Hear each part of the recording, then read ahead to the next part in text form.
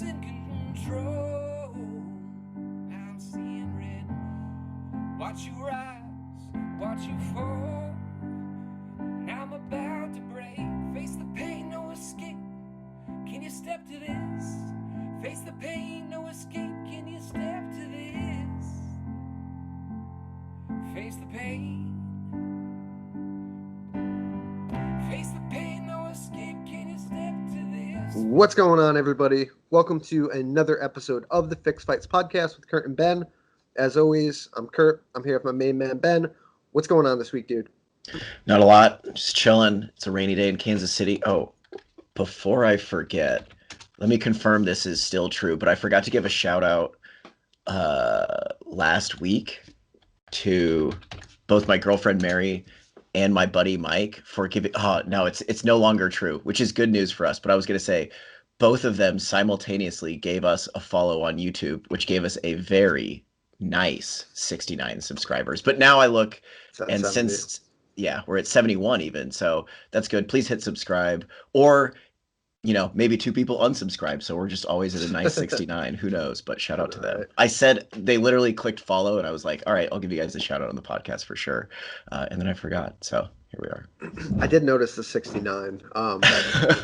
It lasted for a little bit too, but I mean, I'd like to see the numbers keep growing. I bet we could get to 75 by next episode. That'd be great. That's a good goal. Hit that subscribe button. All right, man. Lot to talk about. Lot going on this weekend. Inside the cage, outside the cage. Let us not waste any time. Let's jump into the event that happened this past weekend. Boy, was it a big one. Honestly, dude, even like from the start to the card all the way through the wild finish, UFC 262 brought the heat. Let's start at the top. Charles Oliveira defeats Michael Chandler via knockout, or TKO, I should say, 19 seconds into the second round. Your prediction comes true, so we got to give you a shout out on that. It almost sounded a little bit crazy when you said it. You said it pretty early last year too, so it's not like you said it right before this fight. You said it when Oliveira was not even in a title shot, and it's crazy, dude, that Charles Oliveira is the UFC lightweight champion. I mean, this guy has had just an unreal career. I mean, the talent's always been there, right? The guy debuted in 2010, August 2010, on Versus Network, which is not even a thing anymore. That's the longevity of Charles Oliveira's career, and while the talent has always been there, the results have not always been there, right? And even through his, he's won 9 fights straight. Even through his run of these 9 fights, he hasn't always fought the best talent. But the last 3 fights, even 4, I think dating back to, I think Jared Gordon was 4 fights ago. Jared Gordon's a solid fighter. But these last 3 fights, taking out Tony Ferguson, taking out Kevin Lee, and now taking out Michael Chandler to win the belt, dude. Charles Oliveira is here, and goddamn is it impressive. Yeah, that's a great lead-in and description, because I think he deserves quite a bit of adulation. I will say, man, I feel like last year I picked Charles Oliveira to end this year as the champion, or I was on that train pretty early, just because I believed that eventually the best lightweight, in my mind, what I thought was the best fighter, period. Like, stylistically, I kind of picked him beating basically everybody except maybe Khabib for sure. But even that, I feel like Oliveira would have had a close fight with, or a good chance at beating Khabib. Who knows? My point is, I feel like I was on that train early just because, like, skills and style-wise, and the fact that he seemed over that kind of quitting hump that people have kind of written him off about. He seemed over that. I just thought, this is the best fighter. So bullshit matchmaking aside, McGregor being thrown in there, what have you, like, I just felt like Oliveira was the best one. Also, because you bring up, you said he debuted in the UFC in 2010. So I'm looking way back at his record, and I think, look at who he was losing to early in his career, in his UFC career. Jim Miller in 2010. 2010 Jim Miller is probably like a top 10, he was a stud. And then just a couple fights after that, losing to a 2011 version of Donald Cerrone, who was coming in hot just from the WEC and then a couple years later, losing to Cub Swanson and Frankie Edgar. And then then in 2015 and 16, he had this where he lost to Max Holloway, near consensus one of the best featherweights ever. Anthony Pettis, former lightweight champion, and then Ricardo Lamas, like veteran mainstay. So like, I don't know. I feel like if you look at who we had kind of written Oliveira off against, it's because he's fighting like super high level competition, and he's still how old is he? 31 years old. So he's coming into what I would say his athletic prime for an MMA fighter. So I think it's just kind of a natural progression. I think we were a little too quick to judge Charles Oliveira. Yeah, I mean, I honestly think this is not only because he won the title, not only because Michael Chandler is an excellent fighter, but dude, I think this is probably his best win, and I think it's his most proving win. Mm-hmm. And it's exactly because of what you said. A lot of people had written him off. I don't want to say myself included, but I thought it might rear its head. And boy, it almost did in that first round. Michael Chandler drops Charles Oliveira. And it looked eerily similar to the Dan Hooker fight where Oliveira's kind of on his knees and Chandler is just unloading punches. And I was like, wow, it's over. Nope. Charles Oliveira digs deep, which he has not shown in the past. Digs deep, comes back, wins the belt. I mean, dude, this I think answered any sort of doubts that anyone might have had about this guy. He's got the toughness. He's obviously got the skills everywhere on the feet, on the mat. Dude, I was just blown away by Charles Oliveira, man. Yeah, and I mean, I can't say I thought it was going to go down that way. I thought he would wear down Chandler and eventually submit him in like the second or third round. Wear down is a hard word to describe. I felt like Chandler, like, yeah, he almost won the title, but I feel like sometimes I know it's weird because he finds the most success just like pedal to the metal, right? Like throwing strikes or like when he needs to calm down, like wrestling and getting on top.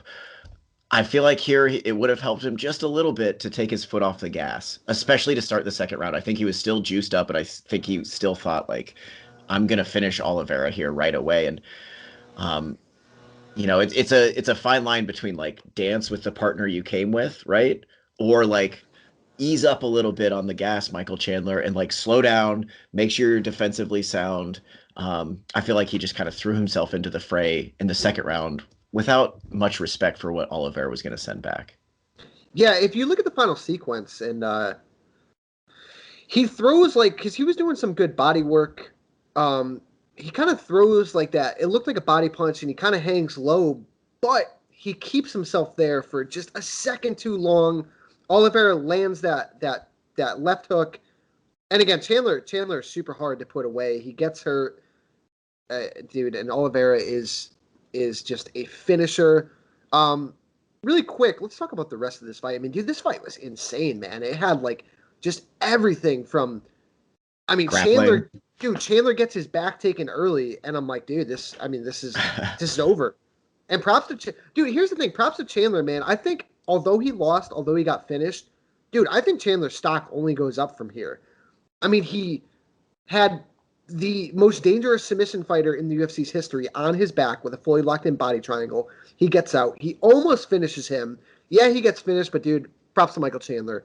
Did his thing. I mean, it had everything, right? Chandler gets hurt. Oliveira gets hurt. Chandler gets his back taken. I mean, this fight was everything you could have asked for a title fight. And again, both these guys are finishers. Here's my question to you. I got a bunch of questions, but let me ask you this. Is Charles Oliveira the most dangerous and best finisher in this sport? And I'm not just talking UFC. I'm talking all of MMA. Is this guy the best finisher we have right now? He might be. I was saying that on Twitter last week, just kind of without deeply considering like I was just saying it quickly. But then when I fired off that tweet, I kind of thought, well, that honestly might be true, right? You have a guy like maybe Ngannou in that mix, but think about this. Is Ngannou going to be threatening with submissions when he's on the mat, right? Like not typically. I know he has a couple, but my point is that Oliveira not only like he can finish you from everywhere, right? Everywhere, yes. Everywhere. So when you think about other top finishers in this sport, I'm just kind of perusing the UFC rankings to try to think about it. Yuri Prochazka, Chris Cyborg. Prochazka. But Amanda even Nunes. Cyborg, who she had like a fight with Felicia Spencer. I mean, not that that's a fight that I would expect Cyborg to put put away Felicia Spencer. And also Cyborg, I don't think is the submission threat, her last fight notwithstanding, I think. But it's just, yeah. I mean, I think Oliveira, and the fact that Oliveira is doing it at lightweight is important. At a weight class where traditionally guys are really, really difficult to finish. I think that's pretty fucking impressive. I think you bring up the key to this question, and that's that Oliveira is finishing from everywhere. Ngannou, excellent finisher, obviously, but primarily from strikes. Same with Chris Cyborg. Charles Oliveira is finishing from the back. He's finishing with triangles. He's finishing with darces. He's now finishing guys on the feet. It's like his finishing repertoire is insane. I will say, I think off the top of my head, one guy who might come close to him in finishing ability is Pitbull. Pitbull, the Bellator doubleweight champion. He'll take his foot off the gas when he feels like it, but when he has a guy hurt, he might be up there with Oliveira in terms of best finisher in the sport. Dude, it's impressive. And then you see Charles Oliveira after he's just so elated. He's in the crowd. It was just a really good scene. And then you see him bringing the belt back to Brazil. And I feel like we don't necessarily get that feel good reaction. I feel like sometimes when American champions win, like you just saw it with Francis Ngannou when he brings the belt back to Cameroon. You see it with Charles Oliveira bringing the belt back to the favela, and it's kind of story that he's doing a lot of stuff for, the area he lives in, and it's just a really feel good story. The guy had 28 fights in the UFC before he wins the belt. He's going through the trials and tribulations, and dude, it's crazy that he is only 31 years old. Yeah. I mean, I know lightweight again, that's a really hard belt to hold for a long time, but when you're perusing down the rankings, it's all killers below him. Killer. But honestly, I would pick him basically against all of them. Like style wise, I think he's just such a difficult puzzle to solve now that he seems to have the mental aspect of it under control, and he's humongous, by the way, for a lightweight. He has everything is lined up finally with his skills, and it's just hard for me to see him getting beat for a hot second. By the way, he is humongous, but he's also still talking about going down to featherweight. I have no idea why. But hey, man.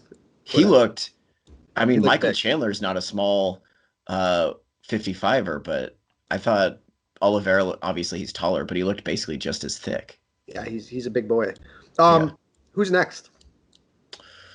Obviously it's got to be winner of Poirier McGregor, I assume. So. And especially if Poirier wins, like how would they not give him a title shot unless he just doesn't want it? If McGregor wins too, it's like who are you going to have McGregor fight, right? It's like, so let me ask you this: we're both assuming it's Poirier McGregor. I feel like the one guy that everyone not forgetting about, but is not really talking about is Justin Gaethje. Like where does Gaethje go? Do you do Gaethje Chandler? Do you do Gaethje Dariush, who we're going to talk about in a second? I like Gaethje Dariush. I mean, if you're going by rankings, they're now like Gaethje is 2, Dariush is 3. I like that. I mean, that's all violence, obviously. Any Gaethje fight against a guy in Dariush who has also been pretty violent prone lately. Yeah, I think that makes sense. Dude, this division is freaking awesome. So if you look at that co-main event, Beneil Dariush gets the biggest win of his career, taking out Tony Ferguson. I feel like a lot of praise has been missed for Dariush just because, Tony Ferguson's, everybody's favorite fighter, right? Everybody loves Tony Ferguson. So I think a lot of the focus has been on the fall of Tony Ferguson. But, dude, Dariush went out there and put it on Tony Ferguson. He fought a smart fight. I think we kind of said it last week. We both expected Dariush to use his grappling, and Dariush has some of the best grappling in that division. Dude, he played it. I don't want to say he played it safe, but I think he fought a very smart fight and neutralized a very dangerous guy. Is Tony Ferguson at the top of his game anymore? I don't think so. But again, we're missing a point here, not heaping praise on Beneil Dariush for this performance. Yeah, I'm with that. I think and I'm guilty of that too. Like, my takeaway from the fight was basically, Ferguson looks way past his prime. But yeah, I think you're right. I think Dariush recognizes that Tony Ferguson he's at his best when he's like a snowball rolling down a hill, right? If you let him start to get pace on you, you're totally fucked. Yeah, and I think Dariush addressed that early by going to the grappling early, like stifling Ferguson's pressure. all that good stuff. Yeah, huge, impressive performance. He is a weird guy. Hitting his post-fight interview, hitting the like one, religion, two, talking about Marxist ideology or something, and three was like calling out Elon Musk.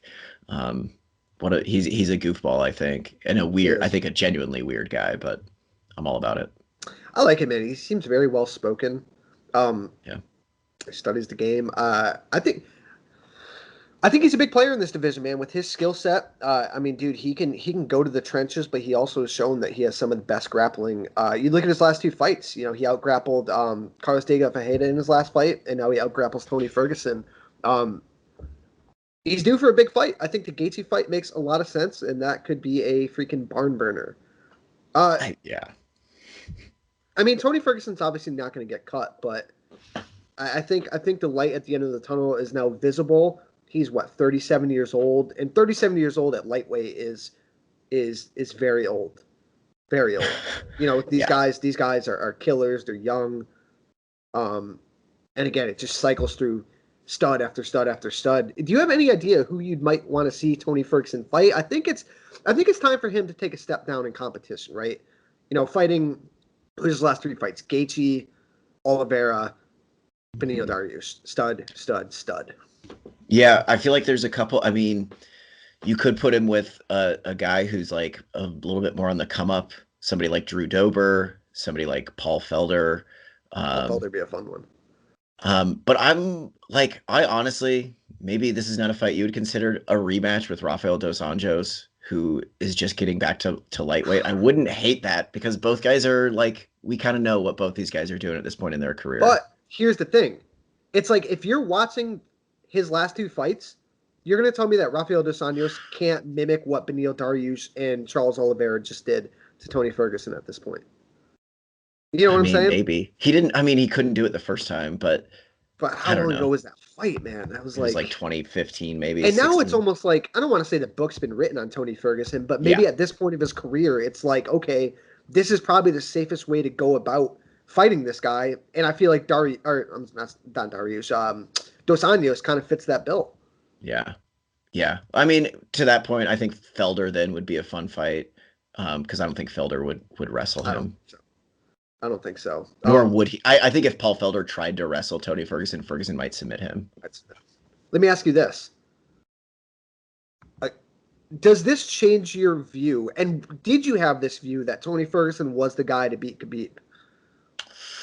Probably at some point I thought he had the skills too. But that was, I think I underrated Khabib's top pressure at that point. Like I thought maybe Ferguson could give him problems on the mat. So yeah, that does kind of change. I always kind of thought Khabib was going to beat Ferguson, but I did think for sure Ferguson would give him more problems on the mat. And, you know, I think part of it is a physical deterioration, but also I think I had overrated Ferguson's like ground acumen. Cause you forget like the Kevin Lee fight, I feel like is a perfect example. Yeah. Yes, he submitted Kevin Lee from his back, but he also like very early in the fight got his guard passed and Kevin Lee was mounting him, like almost finishing him. Like you kind of forget that about Tony Ferguson's ground game. Not that I want to diminish the guy because like you said, he is everybody's favorite fighter. A little off topic. I'm glad you brought it up.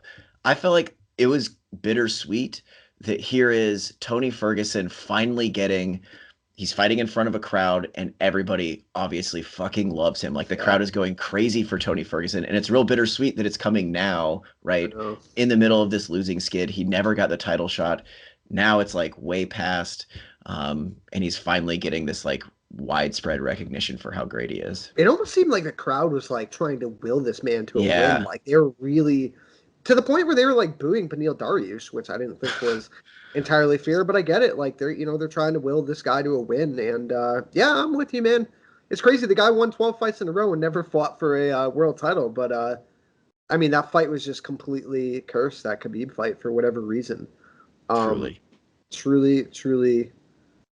You know, if I look back really quick before we move on, I feel like that 2017 fight.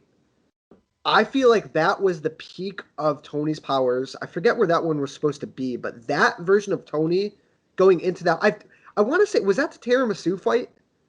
209. Nurmagomedov hospitalized due to weight cut. I feel like that coupled with like Khabib with the weight cut, Tony just being at the peak of his powers. I feel like that version of Tony, if there was going to be one, that was the one that was going to beat Khabib. Yeah, I mean, that was coming off the Rafael dos Anjos win, Yeah. that Lando Venata win when Venata filled in on late notice. So yeah, I think you're right. Leading up to that 2017 fight, he had beaten RDA, Lando Venata, Edson Barbosa, Josh Thompson, Gleison Tebow, Abel Trujillo, Danny Castillo, and then we're getting even further down, Katsunori Kikuno, Mike Rio. But that Barbosa, RDA, Josh Thompson run is pretty fucking impressive. Yeah, I feel like that iteration of their fight would have been Tony's best chance. Yeah, I'm with that for sure. All right. You got anything else on these two main events? No, that's it for me. Moving down on the card, Rogerio Bonsarine gets a big win over Matt Schnell. Kind of crazy. Bonsarine misses weight at 135. He is ranked at flyweight, but good fight nonetheless. Caitlin Chukagian, and actually we can pair this together. Beats Viviana Araujo by unanimous decision. I thought Araujo won, but if you want to give it to Chukagian, so be it. The 30-27 card for Chukagian was absolutely terrible. And let me pair this with, did you see that 2 of the 3 judges in the main event gave Michael Chandler a 10-8 round in the first? Yes. I did not. What? Yes. Again, Michael Chandler almost finishes Charles Oliveira, but dude, he also had his back taken. Yeah. I mean, dude, like, I don't know. That's ridiculous. I thought the 30-27 for Chukagian was absolutely ridiculous. So I don't know, man. Some of these judges' scorecards are fucking terrible. I mean, Texas has a reputation in this sport of having terrible judging decisions. I can't think of other ones off the top of my head, but I don't think it was a terrible decision per se, but I believe Dominic Reyes happened in Houston. I think there's a history of like questionable decisions happening in Texas. Yeah, I mean, dude, 10-8s for Michael Chandler is that's rough. Not a thing. That should not have happened. And on the Chukagian Araujo fight, if I remember, didn't Araujo like drop Chukagian early in the fight? In the second round, she had her. I believe she either passed him out or passed the dominant position, took her down a bunch. So it's like, how does Chukagian win that round? I think that was very early. Yeah. Right. I don't know. Whatever. But nonetheless, big win for Chukagian, who probably gained some followers this week based on apparently her Twitter account getting hacked. If you have not seen that, go check it out. We don't have to get into that too much. She's back on her unhacked Twitter account now. And somebody was like, dude, there's still you're still liking a bunch of these tweets. And she responded like, bro, I'm busy and there's a ton to go through. So if anybody doesn't know, like, you know, you can figure it out on your own. But I think it's hilarious that she's like now like addressing that this, like, if I were her, I would just shut down my whole account, like start a new one, start from scratch. Who gives a shit? But she's like trying to fix it. I don't know, man. I feel like she can like run with this. Like now she's like kind of with this funny thing, right? Like, no, I'm not trying to like downplay Caitlin Chukagian, but like most people don't like follow Chukagian, and she's not like a big name. But I feel like this kind of brings some humor to her, and it might bring some new followers. And she won the fight. She has, no disrespect, I do like Caitlin Chukagian. I like her personality. The most boring nickname in the sport, the blonde fighter. Yeah, it's horrible. She could change that to like the porn on Twitter fighter. You know what I mean? Like. I don't know. Loves the Black Beast Chukagian. Yeah, right. Lean into it. All right, let's move on before I say something stupid. Dude, main card opener, I should say. Dude, a fucking banger. We knew it was going to be a banger, but I feel like, dude, this might be the best performance from Edson Barbosa in a while. And his career has been littered with amazing performances, but like, I mean, obviously we all know his kicking game is insane, but I thought his hands looked really, really freaking good. Strange knockout. It was kind of crazy. Like he hits Burgos, almost like on the temple with like an overhand, and Burgos like takes a sidestep to reset himself, and then you see him just stumble back and he's like out by the time he hits the mat. It was a really weird knockout, but man, impressive stuff from Barboza. I think he should be undefeated at featherweight right now. I thought he beat Dan Ige in his debut, and man, putting away a guy that's tough like Shane Burgos, impressive stuff from Barboza. Yeah, I mean, I felt like I don't know what the stats are from that fight, but I felt like he could not miss. And Burgos is not a super hard guy to hit, but yeah, his hands. I think in particular, you bring up a great point, like catching Burgos on the way in basically constantly that entire fight with both straight rights and left hooks. Like, I feel like maybe Edson. I'm not saying Edson Barboza is going to be a champion, but also like when he's did a he make dangerous his player, man. He made his UFC debut also in 2010, Yeah. right? We were talking about Charles Oliveira and like having these spurts of losses where you kind of write him off. Like, I'm not saying Barboza's, like I said, going to be a champion, right? He's a little bit older. He's 35, but let's not write him off entirely of being like out of the top 5 consistently in a division. I know this fight is probably not going to happen. But if I could think of any fight that I want to see, this might be very close to the top of my list. Dude, Max Holloway, Edson Barboza would be complete fucking insanity. That I would love to see. I mean, Holloway doesn't have a fight lined up, correct? No, he doesn't. But the assumption is, like, I don't know if he's going to want to fight. Maybe he will, because I mean, when the hell is that that Ortega Volkanovski fight can even happen? A while, right? because they got the Ultimate Fighter. It might, maybe. I think, dude. I mean, I'm not saying right now, but like, I don't think that's too far off. Like, or like I think fucking Yair Rodriguez would be amazing. Where is Yair Rodriguez? I'm about to start saying who every time somebody brings up Yair Rodriguez. He did an interview the other day, but I don't fucking know, man. Yeah. I don't know. Either of those, man. I mean, Barboza is always going to be in fun fights. I think he's a big time player here. If we look down. Oh, sorry. No, go ahead. What about Josh Emmett? Is Emmett booked? No, but I think he's still rehabbing from that. Remember, he tore up his knee like really, really bad in the Shane Burgos fight. Yeah, everybody. Yeah, just like Edson Barboza ripping apart the skin on his fucking leg from kicking Shane Burgos. Yeah, crazy. I mean, any of those guys would be fun. I gotta say, man, if you. It was sad seeing Jacare go out like that. His arm breaks. I mean, he's like 2-6 in his last 8. We're at the point, especially like you take you and I for example. We've been following MMA for a long time, and MMA is a relatively young sport, right? So I feel like now, being an old fan, we're starting to see like the greats that we've followed, that generation, start to fall off. And in MMA, it's not like baseball, let's say, like where the guys start striking out or they're getting benched, yada yada. I mean, these guys are they're getting finished, and it's like really sad to see, man. And I feel like this, at least for me, like this is the first time like my generation we're really seeing like these guys like fall off, and the fall off is very sad. A lot of these guys don't get that storybook ending, where they're ending on a win or ending in like this prestigious fight. I mean, guys like Jacare, man, 41 years old, getting finished on the prelims, right? It's sad to see. Yeah, and I think they gave him a pretty, what they thought stylistically was going to be kind of a winnable fight for him, right? Andre Muniz is a grappler as well. Obviously, he's like way younger, but I think the general consensus was that even if it's just a pure jiu-jitsu match, right, Jacare is going to be able to win there.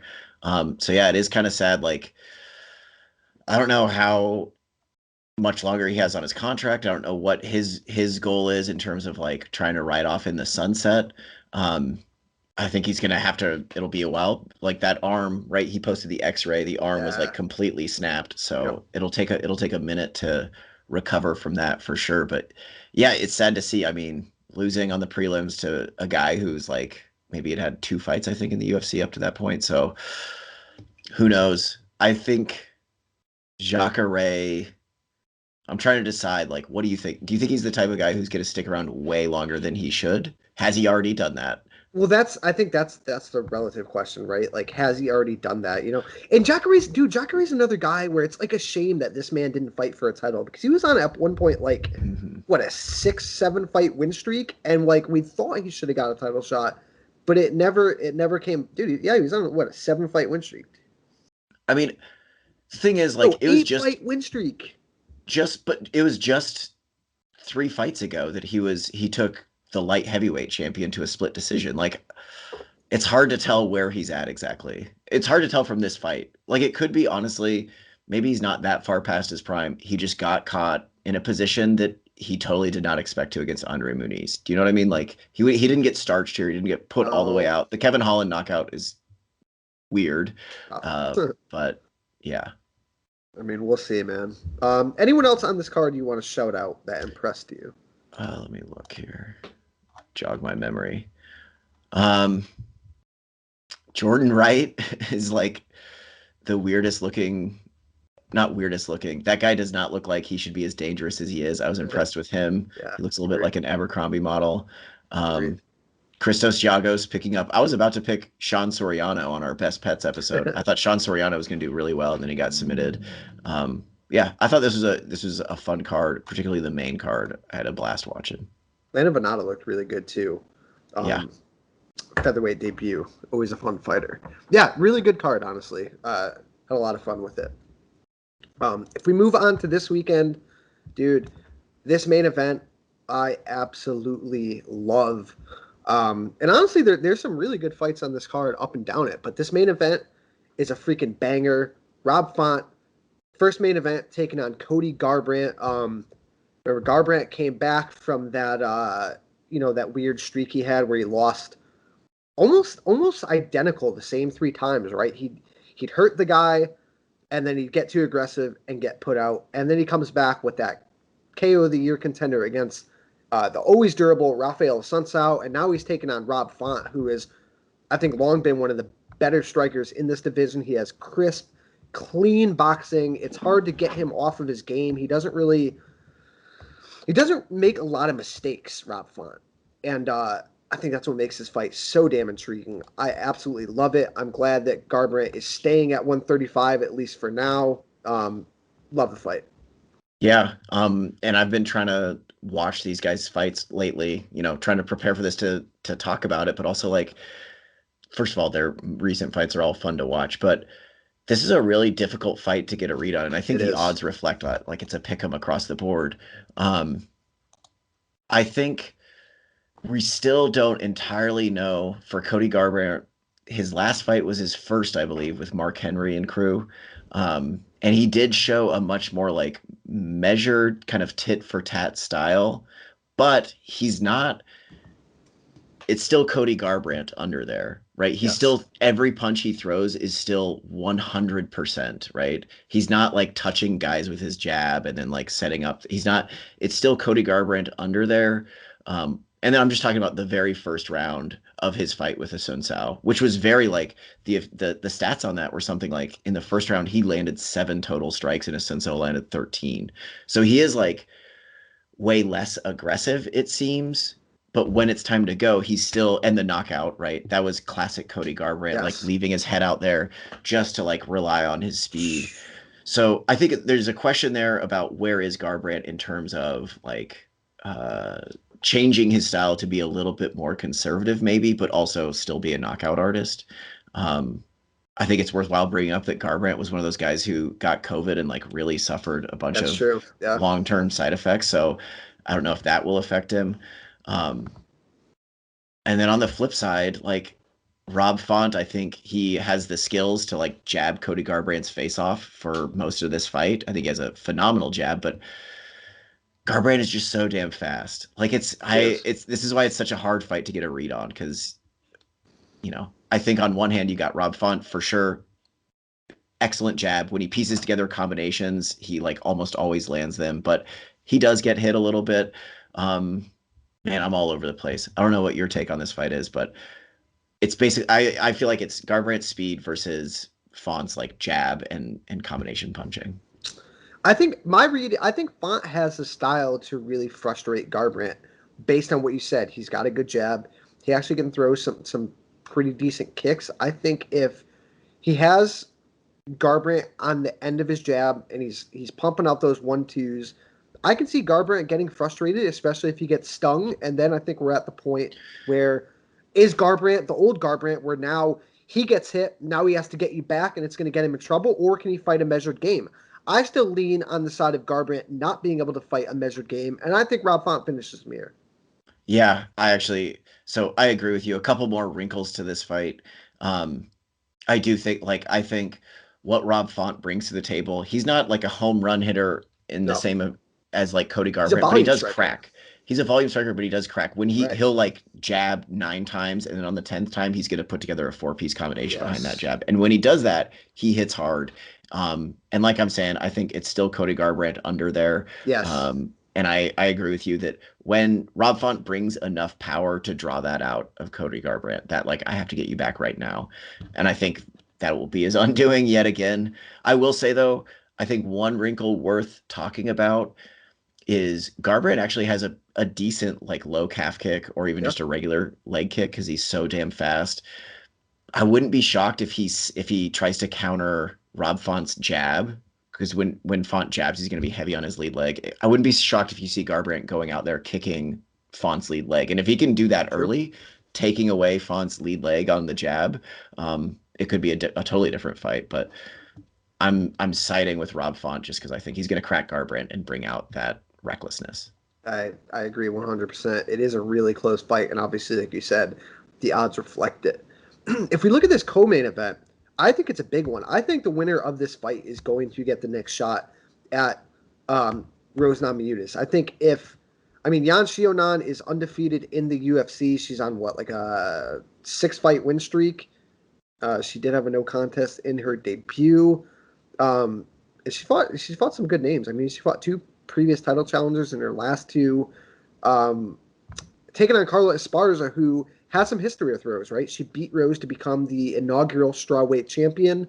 I think this is a really fun matchup, and in my opinion, the winner is going to fight for the strap. Yeah, I'm with that. And this is kind of flying under the radar, I feel like. We always give plenty of love to the Straweight division as it deserves. I think one of the best divisions overall in the UFC. I think this should be kind of a classic grappler, short grappler against tall striker. I think that's how we're going to see it play out. I think I favor Yan Xiaonan here, but I agree. Don't be shocked. Like, how many times have we slept on Carla Esparza? Like a lot.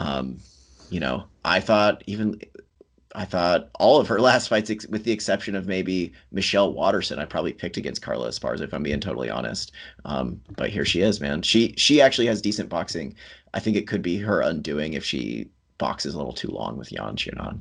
Yeah, really good fight. A couple other ones that are solid on this card. That Jack Hermanson, Edmund Shabazian fight has been moved to this card. Really, really like that fight, especially seeing how Shabazian is going to deal with coming off that loss.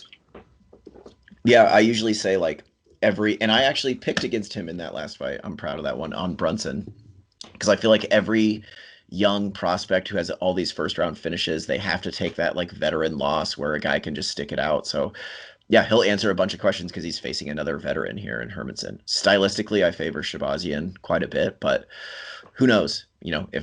Who knows where his head is at? Or he'll go the Francis Ngannou route, and just like totally back off, like be really tentative to engage.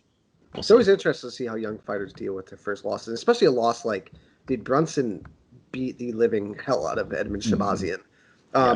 Felicia Spencer's on this card facing Norma Dumont. I know you were commenting on that about the odds being pretty close. I'm surprised too that Felicia isn't a bigger favorite. Yeah.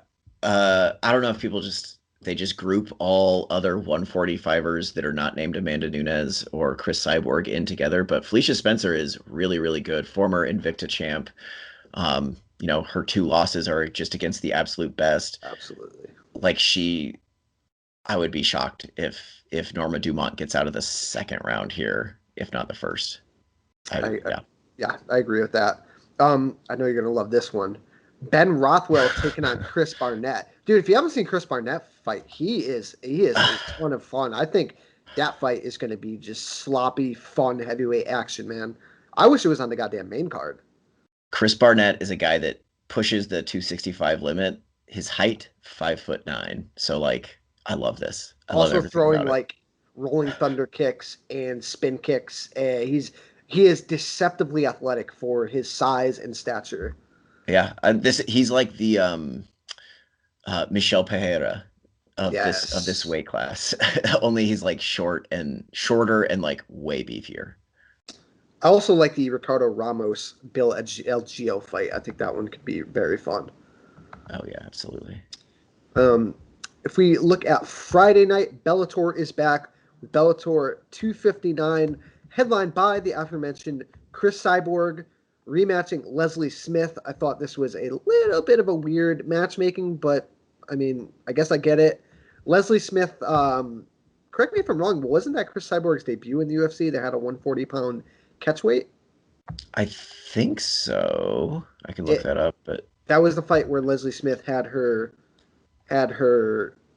ear ripped off by Cyborg violently. I think that was against Jessica I. Was it? For Leslie, her ear like burst open in Mexico, I believe. You sure it wasn't Cyborg? Yeah. Positive. Okay, well, Cyborg destroyed her in Yes. 1 minute, 21 seconds, and I expect her to do exactly the same in this fight. I mean, maybe it'll go a little bit longer, and this is no disrespect to Leslie Smith, but man, I'm always going to be high on Chris Cyborg. I still think she is arguably the best featherweight in the world, although she did get knocked out by Amanda Nunes. I think she is going to put on a show for the fans and destroy Leslie Smith. Yeah, I mean, there's not a ton of analysis here. They've already fought once. Even the MMA, if you go the MMA math route, like Leslie Smith Leslie Smith lost to Arlene Blencoe, who Cyborg just like demolished. So this feels like a stay busy fight. Go ahead. But also remember that first fight, that was an extra 5 pounds off of Cyborg. And if you've seen the videos of Cyborg making those weight cuts to 140, they were not good. I think Leslie Smith is in for a rough night here. If you look at the co-main event, absolutely love this one. Darion Caldwell coming back down to bantamweight, taking on Leandro Ego. Darion Caldwell's at the point in his career where he needs a win here, and he needs it very badly. I think 135 is the proper weight for him. Coming off that AJ McKee loss, the McKee-Atine was a tough one. Ego's no pushover, but I expect Darion Caldwell to put it on him in this fight. I mean, he beat him in 2018. Right. This is kind of weird matchmaking, right? Like he submitted him pretty quickly a few years ago. But yeah, I think Bellator they like Darion Caldwell. I think he's not like a megastar or anything for them, but I think they're giving him some favorable matchmaking to get back on the winning track. And I think if he stays at 135, I thought Sergio Pettis was going to lose against Juan Archuleta on the strength of takedowns. I still think Sergio Pettis can be taken down. And if I'm Darion Caldwell, I'm thinking I can get back to 135 gold by taking down Sergio Pettis. So I think Caldwell is like still all the way in the mix there at Bellator. I agree. Yeah. Austin Vanderford taking on Fabian Edwards, the brother of Leon Edwards. Dude, Austin Vanderford gets a lot of shit for, I think people being a little bit jealous of him and Paige Van Zandt, the weird shit that they do. But, dude, that boy can fight. He's very freaking good. And if he wins this fight, don't be surprised if he's either getting a title shot next or possibly one fight away from getting a title shot. I think he is extremely, extremely good. Yeah, and he's a guy who for sure Bellator likes. Yes. I know their like fight placement on cards is always really weird, but you can tell if they're putting his fight here on the main card, they like love him. Hey Ben, you bring up a good point. That was my next point. Fight placement, very weird. Brett Johns making his debut in Bellator is the second fight of the night. Brett Johns, who should be, I think me and you both agree, will probably be a contender in this bantamweight division. Why is he all the way buried on the prelims? I don't get it. They could even have him fight right before the Caldwell-Leandro Ego fight. Yes. And I guarantee you, if I know Darion Caldwell like I think I do, if he wins and Brett Johns wins, Caldwell's going to get on the mic and call out Brett Johns. That simple, Bellator. But they got Brett Johns way down there on the second fight of the night. And Alexander Shabili is on the first fight of the night. That guy's a super exciting fighter. True. Valerie Laredo's on the prelims. I got no idea. Terry Fortune solid. I mean, they got a good card here. Again, I think it just comes to their fight placement is always going to be very weird, but I don't know. Maybe they know something behind the scenes. Maybe their prelims are pulling in 3 billion views like ONE FC. I have no idea. It is. I don't know. It's hard to decide exactly what they're doing. Dude, I have no fucking idea. No idea. But nonetheless, they are doing it. Let's get a couple odds and ends quick before we get out of here. Dude, I feel like we should have talked about this like a bunch of times, but it's still staying relevant in the news that we can still talk about it. What is your take on the UFC seemingly going with Derek Lewis versus Francis Ngannou for the strap next? Man, we were talking about it before the show. Like, it just feels like they're still playing chicken. Like, I'm not gonna budge from the fact that deep down, if there is if the UFC had a conscious level, they want John Jones to fight Francis Ngannou for the title next. Why wouldn't they?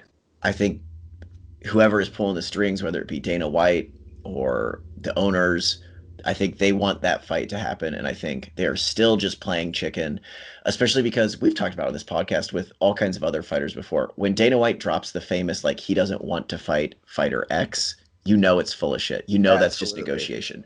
Because I guarantee you John Jones wants to fight Francis Ngannou. And I feel like, I know this has been going on for I thought both parties were going to cave a couple weeks ago, and then they would already have that fight announced, Jones versus Ngannou. And I feel like they're still just playing that game of chicken, and the UFC is going pretty hammer time with we're going to do Derek Lewis against Francis Ngannou no matter what.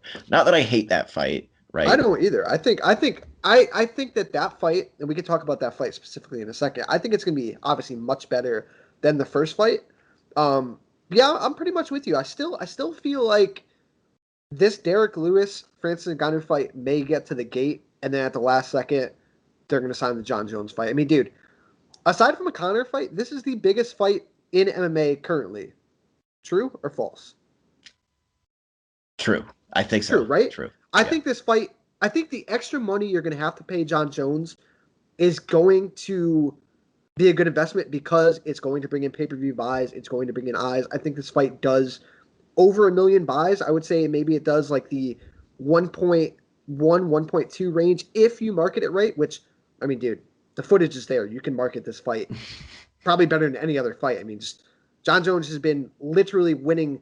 John Jones has been winning titles since Charles Oliveira debuted in the UFC, basically, right? John Jones won his first title in 2011, defended it all the way until, 2020. Francis Ngannou is just knocking dudes silly. I mean, I think I could probably sell you on the fight. You know what I'm saying? Yeah, absolutely. And I think the UFC, I don't know if you saw this or I think it was probably Dana White that was the mouthpiece of the UFC saying that, John Jones refuses to fight Stipe Miocic, and I'm, fucking good for him. He shouldn't, I think you're right.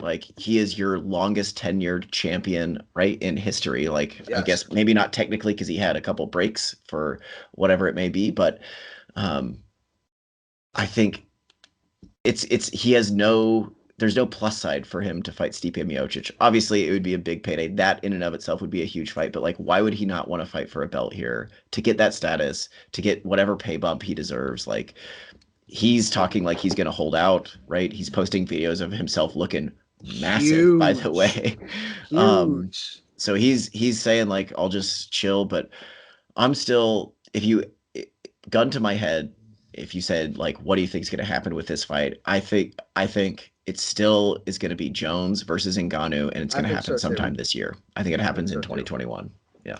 I'm with you there. And if I can comment quick on the Ngannou Lewis fight, if it does happen, I think people are really selling Derek Lewis short.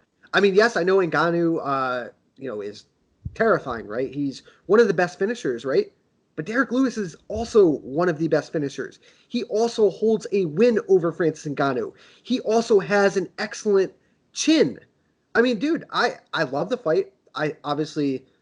It's going to be very hard to not be a better fight than the first one. The first one is absolutely terrible. Dude, I think best case scenario for Derek Lewis fighting for a title is Francis Ngannou. Derek Lewis versus Stipe Miocic, don't favor him in that fight. Derek Lewis versus John Jones, do not favor him in that fight. Francis Ngannou, a striker, kind of like Derek Lewis in that fight. Maybe I won't pick him, but man, I think it's going to be a lot closer than people are giving Lewis credit for. Yeah. I mean, yeah, I think I would pick Ngannou, and I think he would be favored or is if those odds are already out. Absolutely favored. But like, yeah, you're really rolling the dice. Not that I don't think, let's say Derek Lewis wins and John Jones fights him. I don't think that's a small fight either, but I think Ngannou Jones just has so much more like sex appeal. You know, like that's a fight that I want to see so badly. I think we all do, dude. It's because I've said it so many times. Ngannou is just like the prototypical heavyweight threat that's gonna give John Jones problems. A humongous guy that hits really, really hard. Yes, dude. It's such a good fight, man. Just sign the goddamn fight. Yeah, make it happen. I don't know. We shall see. Last thing, really quick before we get out of here. Have you? And I haven't followed it. I'm not like in the know. And again, we were talking about this kind of before. We might have to have our boy Jamie Herod just back on the show to kind of break it down a little bit more for us. But apparently, Deontay Wilder won his arbitration hearing, which means that they cannot do the Anthony Joshua versus Tyson Fury fight next. They indeed will have to do the trilogy fight with Tyson Fury and Deontay Wilder, unless there was going to be some sort of a buyout, which I don't think Wilder is going to take. And even if he did, I feel like the number for that would be astronomical to get him to step aside. You have any big thoughts on this?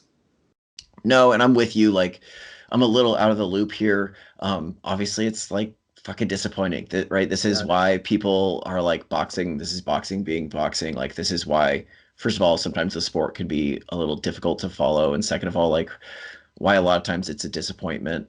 I'm with you. Everything that I've read is saying that like there's going to be no like step aside money being paid here. Like this is the fight that's going to happen. Fury Wilder 3. I don't like. There's worse things to happen, I guess. Yeah. It just feels like another letdown from boxing, I feel like. And that's the thing with boxing, man. I mean, I think Tyson Fury versus Anthony Joshua is probably the biggest combat sports fight right now, and that's bigger than the Conor fight. That's bigger than a Jones and Ngannou fight. Maybe not bigger than the Conor fight. Not bigger than Floyd Mayweather against whatever, Jake Paul or Logan Paul, whichever one it is. Right. I mean, yeah, you're actually not wrong. That fight is going to be silly numbers. No matter who talks about it, it is going to do silly numbers. Dude, not to get too far off topic, but this is like proving the point why those guys are like taking over sports entertainment right now. Because here you have an arbitrator deciding like what fight happens next. Meanwhile, those guys are on fucking TikTok making millions of dollars. I mean, dude, Logan Paul is fighting Floyd Mayweather. It's fucking insane. It's insane. Talk all the shit you want. But yeah, I mean, those guys, I said it before, those are the two smartest guys in the room. You know, listen, bad publicity, haters are still doing good for you. Dude, they're performance artists. Like, that's what they're doing. They're entertainers, like, if you hate them, they got you. You are their target audience. Exactly, yes. Yes, exactly. They're targeting the haters. So, like, if people... Not that I hate that. Like, I love what they're doing, but they are performance artists. And if you find yourself annoyed by them or hating them, which I have at times, like, boom, they got me. They did it. Jake Paul had 17,000 MMA fans chanting "fuck Jake Paul" at a UFC event. They're all marks. That's good publicity for him. That is good publicity for him. Yeah, they don't realize it. Yeah. And again, like the Jake Paul Floyd Mayweather video that got a zillion views, like, good publicity, right? We shall see, man. It's craziness. Those guys just make me feel old. Not because I necessarily like, I feel like I get what they're doing, but I also like, it just makes me feel old that I'm not like super into it. I don't know. Or like the way they go about carrying themselves, I understand what they're doing, but it's just totally different than how, you know what I mean? It's just, they're clearly from a different generation. I get what they're doing too. I get it. I don't have to like it, but I get it. Exactly. Sadly, I'm probably going to tune in to watch Floyd Mayweather kick Logan Paul's ass, which he is going to do. Yeah. Probably. I can never tell with Floyd. Floyd is low-key really good. How serious he is. Listen, did you see when Floyd literally annihilated Tenshin Nasukawa? Yeah. That is how this fight's going to go. Remember, people thought that Floyd was going to kind of like, take Tenshin Nasukawa through it and make him look good. He beat the living piss out of that guy. He is going to do the same to Logan Paul. Yeah, probably. I would assume so. Also, like, the Conor Floyd buildup was fantastic and phenomenal. But I think Logan Paul or Jake Paul, the guy who actually stole his hat, Jake Paul trumped all that. Just that little taking the hat and then screaming, "I got your hat," while he's like being wrestled, is like the best moment of the year. Like that beat everything, all the other press conferences. That little moment. Work or no work. Oh, that was a work. Right? I feel like they were in on it. Yeah, together. I think so. That's my thing is like I can never tell if Floyd Mayweather is shooting, right? And I don't think he necessarily was, but I think he was a little annoyed.